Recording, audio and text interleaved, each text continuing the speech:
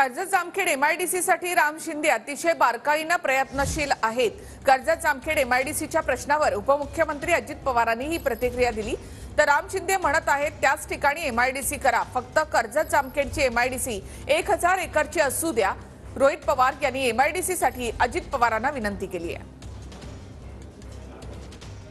प्रस्तावित होती त्या ठिकाणी नीरव मोदीची जमीन आहे आणि त्याच ठिकाणी रोहित पवार नीरव मोदी गेला तिकडे कुठं निघून, तुम्ही काही काळजी करू नका। आता तो इथं येण्याची परिस्थिती फार कमी आहे आणि आला तर त्याच्यावर रितसर कारवाई होईल।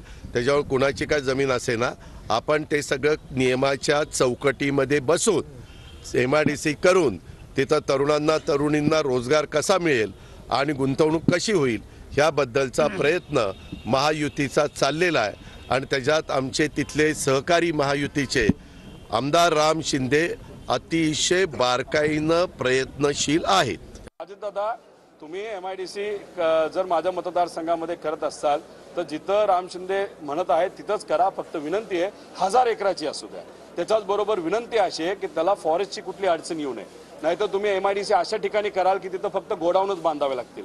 आम्हाला तिथं मोठ्या मोठ्या कंपन्या आणायच्यात, फॅक्टरी आणायच्यात, युवांना नोकऱ्या द्यायच्यात, हाताला काम द्यायचंय। त्यामुळे दादा, तुम्ही राजकारण करत नाही असं अनेक लोक म्हणायचे पूर्वी, आज ते सिद्ध करून दाखवा की तुम्ही राजकारण करत नाही।